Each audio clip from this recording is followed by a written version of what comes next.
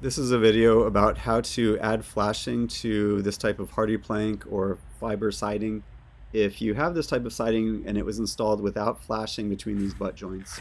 So the issue is before about 2008, Hardie didn't they recommended, but they didn't require that you put flashing between the butt joints.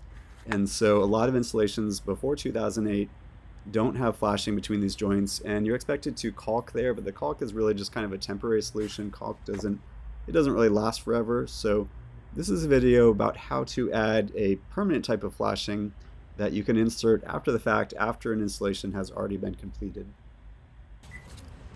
So what you do is you get these 5x7 sheets of sheet metal. This is aluminum sheet metal, and I'll put a link in the description of this video to where you can get them from, somewhere like Amazon. And so you cut these little notches. I'm not really measuring, they don't have to be exact, but it's about 1/2 inch that I'm cutting out in these little notches. Notice that the first cuts I did go a little bit higher so that I have some room there to bend up these little tabs. So I use pliers to bend up these little tabs. And it's those tabs that will hold it in place once you install it. So we just cut each one like that. You can actually cut up to about 3 of these stacked. I found you can cut and fold at the same time if you want to save some time, but this is what it looks like when you do each one individually.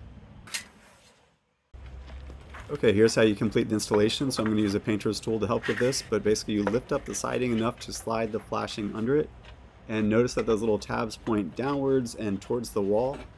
And so what you want to do is you need to push it up high enough so that those little tabs go up above that lower level of siding. So once the tabs go past the top of that lower level of siding, you'll feel them kind of snap into place, and that should hold that flashing in place permanently, and that should solve your problem. This should be a permanent solution to keeping water out of that wall. You could still caulk it, but you don't really need to, but this should solve the problem.